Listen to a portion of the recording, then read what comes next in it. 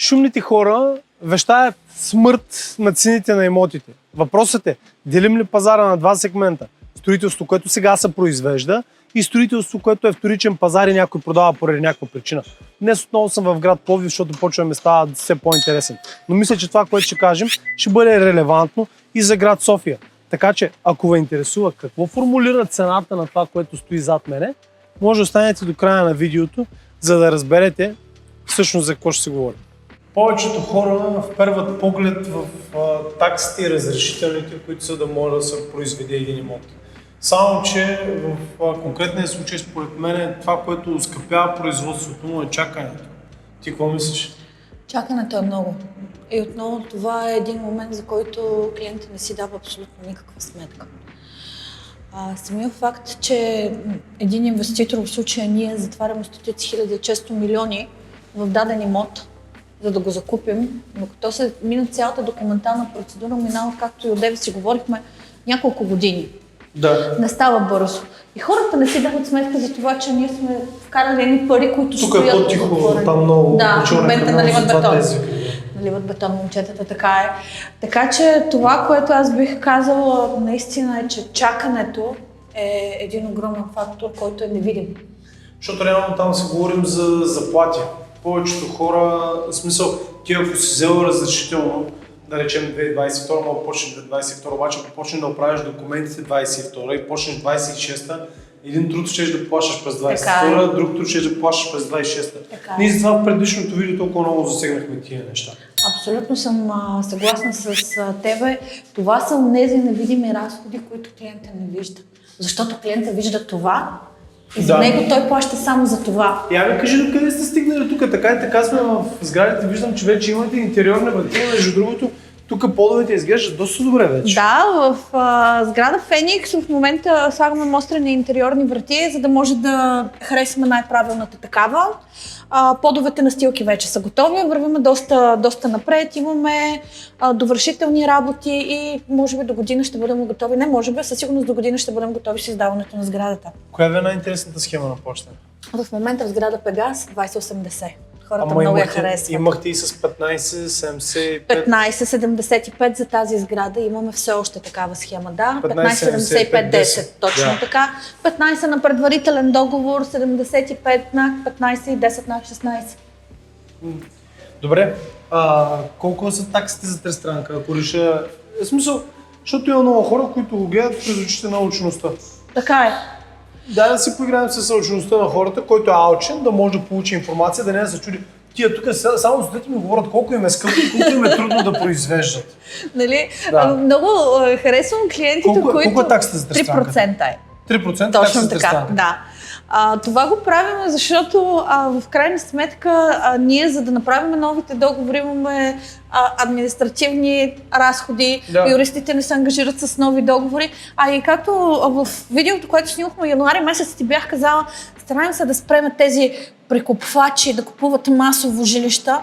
И... Усещате ли това нещо ще се прехвърля към вас и се опитвате да го балансирате? Добре, що е лошо това нещо? Що е лошо аз да дойда и да си изкарам едни пари на гърба на вашия риск?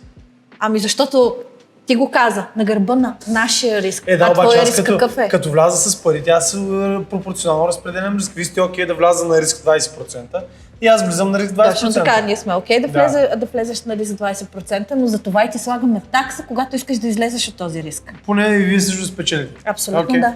Искаш да се да сходим навънка, да не кантим тук. Между другото, мен много ме кефат общите части. Още по-хубави ще стане със сигурност. Така е, момчетата работят, не можем да ги спрем, така че айде да излезем вънка, за да разгледаш и докъде сме стигнали в другите ни обекти. Плюс да мога да се ползвам очилата, защото са диоптрични и сега те виждам размазан. Сега те гледам, че премигваш. Чуда с кой си говоря в момента. Това не е добре. Добре, Ники, повечето хора не правят разлика между цената на груб строеж и до ключ. А тя си е доста фундаментална разлика, защото сега там все още нямаме груб строеж, защото нямаме до грама. Обаче, когато имаме една сграда, да речем, която е на груб строеж и трябва да я завършим до ключ, каква е разликата в София, в Пловдив в цената? Защото в София от шпакловка е за маска до ключ, вече на 600 евро на квадрат се сърдят. Истина е, тук не е по-различно. Липсата на тези кадри, които специално говорим за довършителните работи, е все по-осезаема в целия град. Предполагам в София по абсолютно същият начин. Поради тази причина цената се вдига. Този труд става все по-ценен, тъй като той е кът. Поради тази причина смея да кажа, че до ключ оскъпяването отново е и при нас. Зависи, разбира се, от материалите, които се използват, качеството на довършителната работа, която е, отново не по-малко от 500 евро на квадратен метър. И тука. И тук е така. Майко мила, това са много пари вече. И тук е така. Ние в момента, не знам дали си спомниш януари, когато говорихме, ти обясних, че ще направим мострени апартаменти, за да можем да завършим жилищата, защото остави, че няма майстори. На хората не им се занимава. Все по-често... вече имате ли готови схеми? Не, защото в момента, когато сме готови с коридорите, когато сложим вратите, които сме избрали, да, точно така. Не бих казала когато наближи, но до няколко месеца ще започнем с това. Не, ти ако сега кажеш цена, тя след 6 месеца няма да е адекватна. Няма да е адекватна. Какво мога да кажа? Това е като да кажа цена на тук, колко би струвал апартамента след 3 години. По какво мога да познаеш един брокер? Телефонът е като естествено продължение на ръката му. Телефона като естествено продължение на ръката. Навик не е, че ти си същия. Чакаш. Да, за апартамента не идвам. Просто някой да звънне, за да може да реагираме. Да. Много често клиентите ме питат каква ще е цената, ако купим сега тук. Ти можеш ли да отговориш? Аз също. Добре, има нещо, което много притеснява моите приятели, които решиха да си купят апартаменти тук. Етажната собственост, управлението, таксата за етажната собственост. Как работите с този проблем? В момента правиме договорите. Договорите на този етап ще бъдат много балансирани, защото имайки такъв голям комплекс, ние имаме много собственици. Тези собственици ние не искаме да ги изгубим с големи такси поддръжка. Да.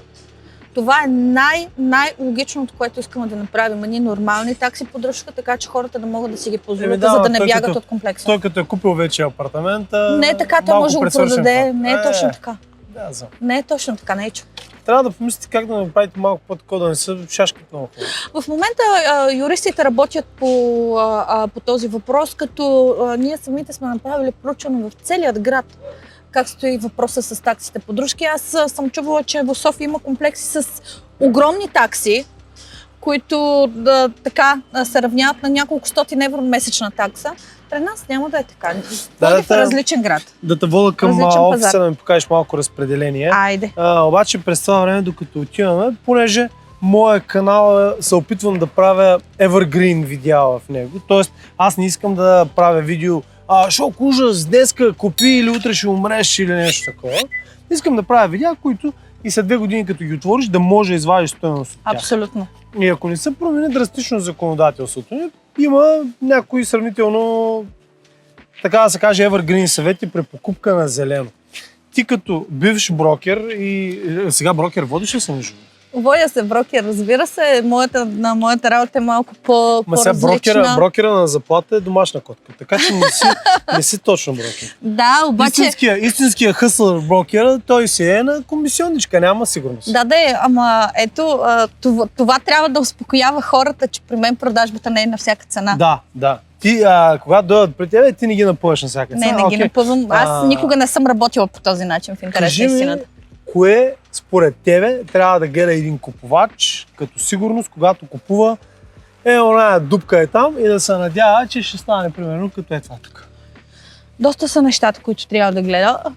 Аз бих започнала с това, кой стои зад проекта. Защото Добре, зад проекта стоя аз. Нечо, красивия, честния, умния, не знам дали съм красив между другото, обаче да речем с добро име. Днес. Добре. И утре нещо ми прещраква. Имах един такъв колега, между другото, който беше шампионче в една голяма агенция, повярва се, махна се от голямата агенция и после почна да мами хората и сега виждам 15 репортажа в BTV за него. Разбираш? И направил фирма с 10 лева капитал. Да. Обаче ти правиш фирма с примерно 5 милиона капитал, утре теглиш капитала. Не се случват нещата толкова лесно. Защото има ли гаранция това, че днеска някой е честен, утре това някой ще продължи да бъде честен? Точно за да бъдат спокойни клиентите за това, ние направихме най-сигурното нещо. Открихме кредитни линии за всички наши обекти. Банката със своите ресурси никога няма да даде кредит на човек, на инвеститор, който не е проверен. Ти го знаеш най-добре от всички. И точно за да избегнем момента на притеснение допълнително на нашите клиенти, ние знаем какво можем, ние знаем как ще си довършим. Спри да правиш реклама на Не, нас. не правя. Тоест, искаш да кажеш на бъдещия купувач, да гледат как се финансира обекта. Тоест, ако има открита кредитна линия строителя и банката му финансира строежа, без значение кой. Дали сте видели някой друг? Абсолютно, да. Това е един грин флаг. Да. Абсолютен грин флаг, в който е гаранция, че обекта... то никога няма гаранция на 1000%, нали? Който и да го каже, ще излъже. Но това е един грин флаг за това, че обектът ще бъде финансиран. Да, разбрахте. Други съвети в това направление, подобни на това? Защото виж сега, всеки си има негова истина. Така е. Примерно, за мен е едно от най-големи спокойствия са скрол сметките. Аз много харесвам тристранните сметки. Всеки си има някаква негова философия. И понеже така и така съм тук и си говорим за себестойност, за цена, който ни е гледал първото видео, да се върне в канала едно-две видеа назад, ще изгледа първото видео, където ние говорим реално за себестойността на построеното, за времето, за инфлацията, за инфлационния натиск над строителите. И просто имах още един-два въпроса и реших да не го правим 2 часа, решихме да направим второ видео. Знаеш ли? Исках да те питам за твоята истина, да може да оставим нещо полезно в видеото. Друго, което е много, много важно за мен и винаги съветвам моите клиенти, не гледайте цената. Не тя винаги е определяща. Най-ниската цена. Това малко сите на гладния не вярва, обаче не гледайте цената. Продавам скъпо, няма сега не гледай цената. Гледай качеството. Да. Защото не са малко инвеститорите, особено тук в Пловдив, които продават на по-ниска цена, бавят сградите с много години. Остави това, че бавят сградите с много години, внимавай, моля. И качеството на строителство е компрометирано, бих казала. Да. Това е друг съвет, който хората винаги трябва да следват, да се запознаят с обекта, да го видят в детайли, да са спокойни, че дават парите си на сигурно място. Въпрос, имате ли купени бъдещи терени? Има, да. Купуваме и все още търсим терени, защото имаме много проекти, които бихме искали да реализираме. Не знаеш, защо те питам? Защото ако имаш купени терени, нямаш право да си засереш името. С и без извинение за терена. Абсолютно. И пак казвам, при това РЗП, което ние имаме и тази етапност, която ние имаме, ако се изложим с една сграда, ние няма да може да завършим абсолютно нищо. Много си прав. Затова и непрекъснато ние работиме на буквално 7-дневен режим на работа. Може ли да кажем това, че е още един факт-чекър в такава ситуация? Да видим бъдещите планове и бъдещите постъпки на строителя. Защото аз мога да ти кажа, аз имам план да строя още много, обаче да нямам купен нито един парцел, да нямам уредено финансиране. Това са само такива ред планове. Абсолютно да. Аз ти предлагам да останем тук и си завършим видеото, защото там ручи едно нещо, там ручи друго нещо. Работим. Добре, аз между другото последно време все по-често идвам насам към Пловдив, защото и в София голяма част от хората, с които работя, предпочитат да разпределят риска на 2 имота тук, вместо на един в София, защото в София цените почва да стават прекалено високи наистина. И това, което исках да те попитам е дали успи да ми звънат. Дигай. Дали Пловдив все още дава разумни цени според тебе, защото едно е да печелиш доходи в София и да ги харчиш в Пловдив, друго да ги печелиш в Пловдив и да ги харчиш в Пловдив. Тоест, смяташ ли, че себестойността все още е достъпна и какво мислиш, че ще се струва какво ще се случва с цените в следващите години? Ще започна от цените. Може би това е нещото, което интересува повече зрителите, хората, които ни гледат. Цените ще растат плавно. Покупките на жилища няма да повлияе, т.е. няма да паднат драстично. Просто в момента това, което забелязвам, е, че клиентът има малко повече необходимост от време, за да направи покупката си, за да вземе решение. Ако преди идваха клиенти и купуваха за половин час имоти, защото казват, сега трябва днес да ги купят тези няколко апартамента, то сега вече отделяме доста повече време на клиентите, говорим с тях много повече, те имат нуждата да помислят много повече, но въпреки всичко купуват. Относно въпроса, който ми зададе дали себестойността на имотите в Пловдив все още е добра, категорична съм да. Самия факт, особено това, че софиянци непрекъснато идват, ти го знаеш също, непрекъснато идват в Пловдив, за да инвестират, те по този начин минимизират техния риск. Те го правят по-малък. Сам го каза. В София ще купиш един, тук ще купиш два имота. Смяташ ли, че Пловдив следващите 10 години ще бъде по-ликвиден от София? Защото в София вече почва да има един много голям проблем с уплътняването на града и с трудността за паркирането, която в някои зони няма как да бъде решена. А според мен, ако тук продължат инвестиционните намерения за създаване на работни места, възможността за по-добра ликвидност ще имаме тук. Остави това, напълно съм съгласна с тебе. Начина на живот в Пловдив води освен на хора за инвестиции, много хора, които се местят от това забързано ежедневие, което имате вие там.